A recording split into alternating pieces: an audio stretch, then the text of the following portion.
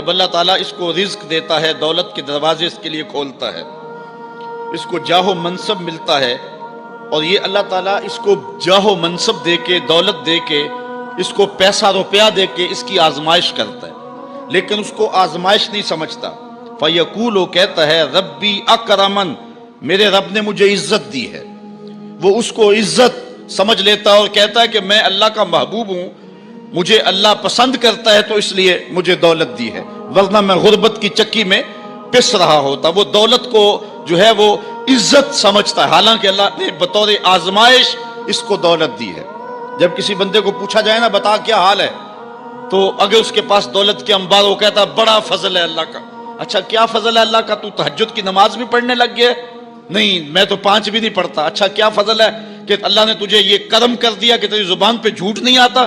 نہیں، میں تو صبح شام جھوٹ بولتا ہوں، ٹیکس بھی چوری کرتا ہوں، میں تو سب کچھ کرتا ہوں۔ تو پھر کیا فضل ہے؟ کہتا ہے مجھے دولت دے دی گئی۔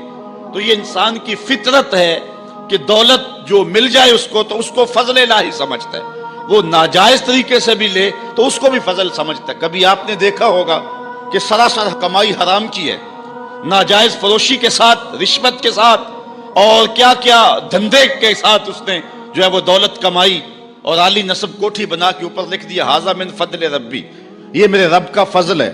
حالانکہ یہ تو قہر تھا، آزمائش تھی اس کے اوپر، لیکن وہ شیطان نے اس کو جس راستے پہ لگایا اور شیطانی دھندے کے ساتھ جو اس نے دولت کمائی، اس کو بھی یہ فضل ربی قرار دے رہا ہے اور سمجھتا ہے کہ واقعی میں رب کا فضل ہے۔ نہیں، اللہ فرماتا ہے ایسا نہیں ہے، یہ اس کی کج فکری ہے۔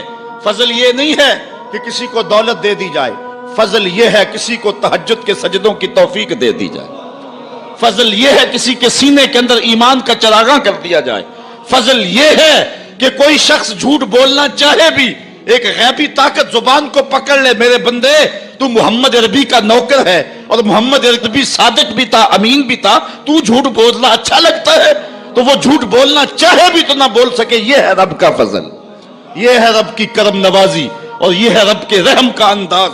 لیکن انسان کی کج فکری ہے، اللہ آزماتا ہے اس کو دولت دے کے، حالانکہ دولت کی آزمائش بہت ڈاڈی آزمائش ہے۔ حضرت عبداللہ ابن مبارک کہتے ہیں ہمیں غربت سے بھی آزمایا گیا اور دولت سے بھی آزمایا گیا۔ غربت کی آزمائش میں تو ہم پورے نکلے، لیکن دولت کی آزمائش میں ہم پورے نہ نکل سکے۔ یہ آزمائش زیادہ سخت آزمائش ہے، لیکن فیقول، بندہ کہتا ہے ربی اکرمن، میرے رب نے مجھے عزت دے دی ہے۔ کوئی عہدہ مل جائے، کوئی شان و شوکت دنیا کی مل جائے، چاہے وہ اس کا ذریعہ کوئی بھی ہو، بندہ کہتا ہے جی فلاں پہ بڑا ہی اللہ کا فضل ہو گیا ہے۔ یار ایک معمولی شخص تھا، گلی سے نکلا، اب دیکھو جو ہے وہ وزارت کا قلم دان تھامے ہوئے ہے، بڑا فضل ہوا۔ کیا فضل ہوا اس کے اوپر کہ اس نے جائز ناجائز ہر راستہ جو ہے وہ اختیار کیا اور رب کو قدم قدم پہ ناراض کیا، اور ہم اس کو فضل گردان رہے ہیں۔ کہا فضل نہیں ہے، یہ ڈاڈی آزمائش ہے، لیکن انسان کی کج فکری ہے، وہ اس کو فضل کہہ رہا ہے۔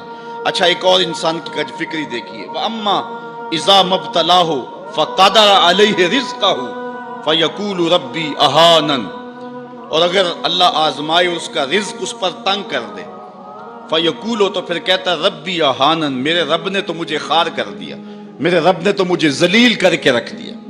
یہ فطرت ہے انسان کی کہ اس کو تھوڑی سی سختی ملے، دولت کے انبار جو تیزی کے ساتھ آ رہے ہیں تھوڑا سا کم ہو جائیں، اور اس کو غربت کی چکی میں پیسا جائے، تو یہ بھی اس کی آزمائش تھی۔ دولت دے کے آزمائش کی گئی کہ کیا راہ خدا میں لٹاتا ہے کہ نہیں لٹاتا، میرے راستے کے اندر اس کو خرچ کرتا ہے کہ نہیں کرتا۔ یتیم، غریب، مسکین، لاچار، مجبور، نانے شبینہ کو ترستے ہوئے، بیمار، کیا ان کو ڈھونڈ ڈھونڈ کے ان کی دہلیز پہ پہنچتا ہے کہ نہیں پہنچتا۔ ایک تو یہ آزمائش تھی، لیکن اس نے اس کو آزمائش نہیں، اس کو عزت سمجھ لیا۔ اس نے کہا کہ میرا اللہ میرے پہ راضی ہے تو تبھی اتنی دولت دی ہے۔ اچھا اگر دولت اللہ کی رضا کی علامت ہوتی تو فرعون دولت مند نہ ہوتا، قارون کو خزانہ نہ دیا جاتا۔ اور دوسری بات، جب اس کو دولت نہیں دی جاتی، غربت میں آتا ہے تو کہتا ہے میرے رب نے مجھے رسوا کر دیا۔ یہ بھی اس کی کج فکری ہے۔ یار وہ بھی تو ہوئے ہیں کہ زمانے کے اندر ایک پھوٹی کوڑی بھی ان کے پاس نہیں رہی ہے۔ اللہ اکبر، آؤ دیکھو فقر بو ذر کو سلام کرو، آؤ دیکھو فقر اویس کو سلام کرو، اچھا آ جاؤ حضور کی دہلیز پہ فقر محمدی کو سلام کرو۔ یہ عزت ہے، عزت، یہ بھی آزمائش ہے۔ اللہ دیکھتا ہے کہ فقر کی آزمائش میں کون پورا نکلتا ہے۔ زبان پر جو ہے وہ ناشکری کے لفظ تو نہیں لاتا، مل جائے اللہ کی طرف سے عطا ہو تو وہ بھی آزمائش ہے کہ اس پہ شکر ادا کرتا ہے کہ نہیں کرتا، اور نہ ملے تو یہ بھی آزمائش ہے کہ اس پہ صبر کرتا ہے یا کہ نہیں کرتا۔ واویلا کر دیا، شور و غل مچا دیا، لٹ گیا، میرے پاس کچھ دیا، اپنی غربت کے اشتہار لگا دیے، ایک ایک شخص کے آگے ہاتھ پھیلاتا پھرتا ہے، اپنی غربت کی عزت کو پامال کر رہا ہے، اس امتحان میں ناکام ہو گیا۔ اب سنو اللہ کیا ارشاد فرماتا ہے، کلا بل لا تکرمون الیتیم، تم کہتے ہو کہ ہمیں دولت نہیں ملی تو رسوا کر دیا گیا، اور دولت مل گئی تو اللہ کا فضل سمجھتے ہو۔ اللہ فرماتا ہے ایسا نہیں ہے، اگر تمہیں آزمائش میں ڈالا گیا ہے تو تم اس آزمائش میں کہاں تک پورے نکلے ہو۔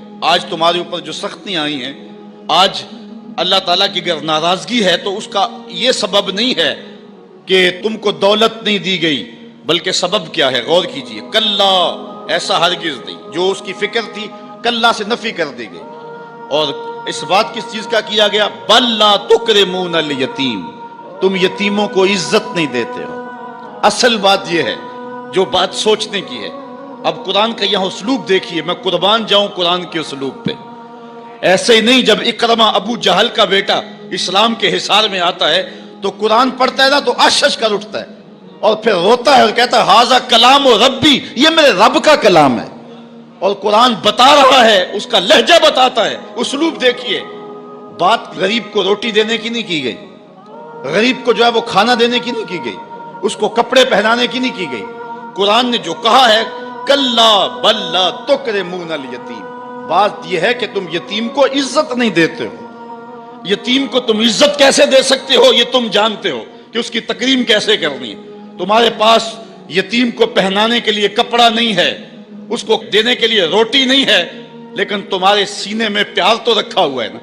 اس برہنہ یتیم کو سینے سے لگا کر کے اس کا ماتھا تو چوم سکتے ہو نا۔ رب یہ نہیں دیکھتا روٹی کس نے دی، رب یہ دیکھتا یتیم کو پیار کس نے دی ہے، وہ یہ دیکھتا ہے۔ کلا بل لا تکرمون الیتیم، معاملہ روٹی کا نہیں ہے، بچی ہوئی روٹی تو کتے کو بھی ڈالی جا سکتی ہے، کسی کو غریب کو دے دی تو یہ کون سا کمال ہے؟ جو دیگیں بچ گئی وہ مدرسے میں بھیج دی، یہ کمال کی بات نہیں ہے۔ وہ گندگی کے ڈھیر پہ بھی تو پھینکنی تھی، خراب ہو جاتی، 2 گھنٹے اور پڑی رہتی۔ معاملہ یہ نہیں ہے، معاملہ تکریم کا ہے۔ اب وہ بھی سوچیں، عید آ رہی ہے، مینڈکوں کی طرح نکلیں گے سماجی رہنما اور سماجی کارکن، اخباروں میں تصویریں چھپیں گی، غریب عورتیں لائن میں لگی ہوئی ہیں، غریب مرد لائن میں لگے ہوئے ہیں، اور جو ہے وہ صاحب جو ہے وہ ایک ایک توڑا آٹے کا، ایک ایک تھیلا آٹے کا دے رہے ہیں، اور 10 جو ہے وہ فوٹوگرافر تصویر کھینچ رہے ہیں۔ اگلے دن 15 اخباروں کے اندر تصویریں لگی ہوئی ہیں۔ میں اس دن بھی کہا تھا کہ اس انداز کے ساتھ غریبوں کی غربت کا اشتہار لگانے والا سوچے کہ اس لائن میں اگر اس کی بیٹی کو کھڑا ہونا پڑے تو اس کا پھر انداز کیا ہو۔ بات یہ نہیں، بات تکریم کی ہے۔ کلا بل لا تکرمون الیتیم۔ آئیے تمہیں میں کہانی سناؤں۔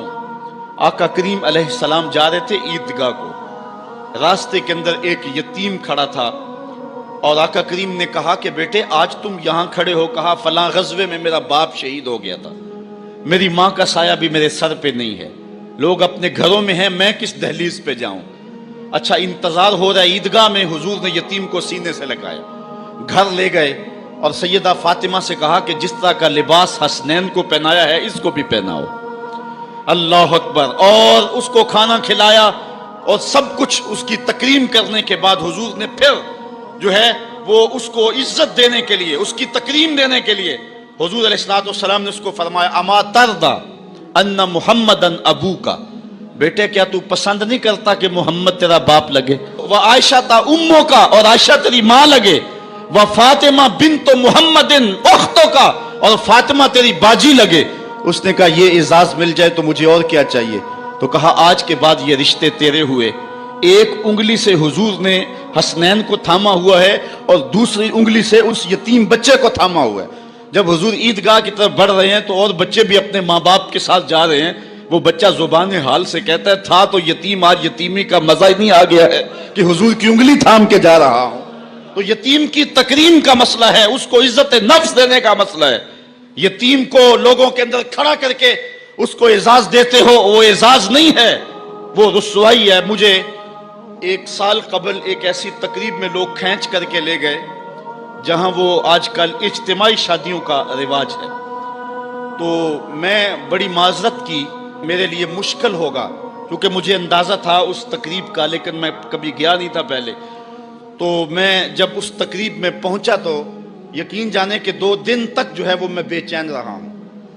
میں کہتا ہوں غریب سے غریب آدمی ہوتا ہے نا، اس کو معاشرے میں پروٹوکول اعزاز نہ بھی ملے تو شادی والے دن تو مہمان خصوصی وہی ہوتا ہے نا، اس دن تو سارے اس کے چہرے کو دیکھتے ہیں۔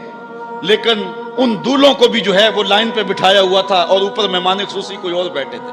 میں نے کہا یہ بیچارے مسکین آج بھی مہمان خصوصی نہیں ہیں، آج ان کی زندگی کا اہم دن ہے اور آج بھی اتنے لوگوں کے سامنے اشتہار لگایا جا رہا ہے یہ غریب لوگ ہیں، اور دلہنوں کا بھی اشتہار لگایا جا رہا ہے یہ غریب بچیاں ہیں۔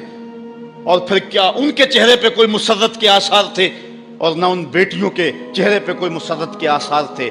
تو لوگ خوشی بانٹنے چلے ہیں لیکن غموں میں اضافہ کرتے چلے گئے۔ رات کی تنہائی میں نکلو، اندھیرا پھیلا ہوا ہو، کوئی دیکھنے والا نہ ہو، اپنے سائے سے بھی بچو اور جا کے غریب کے گھر میں رقم پھینک کے آ جاؤ، اسے پتہ نہ ہو یہ پھینکی کس نے ہے، اور پھر وہ شادی کریں جو دعائیں ان کے کلیجے سے نکلیں گی عرش تک پہنچیں گے۔ تو بات پیسے دینے کی نہیں ہے، بات تکریم کی ہے۔ کلا، دیکھو قرآن کا اسلوب، کلا بل لا تکرمون الیتیم، معاملہ یہ ہے کہ یتیم کی عزت تکریم۔ میرے اور آپ کے آقا مولا نے تو یہاں تک فرمایا جب بچے اکٹھے کھیل رہے ہوں، تمہارا بچہ بھی ان بچوں میں کھیل رہا ہو تو بچے کو بیٹا کہہ کے آواز نہ دو، اس کا نام لے کے پکارو۔ عرض کی گئی حضور بیٹا ہے، بیٹا کہہ کے پکاریں گے تو حرج بھی کیا ہے؟ کہا تم نہیں جانتے، ہو سکتا ہے کہ وہاں کوئی یتیم بچہ بھی کھیل رہا ہو، اور جب یہ تم کہو گے تو تڑپ جائے گا، آج میرا باپ ہوتا تو مجھے بیٹا کہہ کے پکارتا، لیکن آج میں محروم ہوں۔ تو کہا مسئلہ یہ ہے، کلا بل لا تکرمون الیتیم ولا تحاضون علی طعام المسکین۔ دیکھیے قرآن کا اسلوب، کہا ایک تو یتیم کی تکریم نہیں ہے، یہ ساری افطار اس لیے آئی، اور دوسری بات یہ ہے کہ وہ آپس میں ایک دوسرے کو مسکین کے کھانے کی رغبت نہیں دیتے۔ یعنی ایک شخص خود غریب ہے اور اتنی طاقت نہیں رکھتا کسی غریب کی پرورش کر سکے، وہ عہدہ برا نہیں ہو سکتا کہ اتنا کہ میں تو کچھ کر نہیں سکتا، کوئی بھوکے تڑپتے ہوئے غریب کو دیکھے خود نہ دے سکے۔ اللہ نے اسے زبان تو دی ہے، کسی امیر کی دہلیز پہ وہ نہیں جاتا یہ چلا جائے اور جا کے توجہ دلائے کہ میرے ہمسائیگی کے اندر ایک یتیم تڑپ رہا ہے، بیوہ کی بیٹیاں بوڑھی ہو رہی ہیں دہلیز پہ، اور وہ جا کے اپنے اعتبار پہ جو ہے ان کا انتظام کر دے۔ یہ ہے وَلَا تَحَاضُّونَ عَلَىٰ طَعَامِ الْمِسْكِينِ۔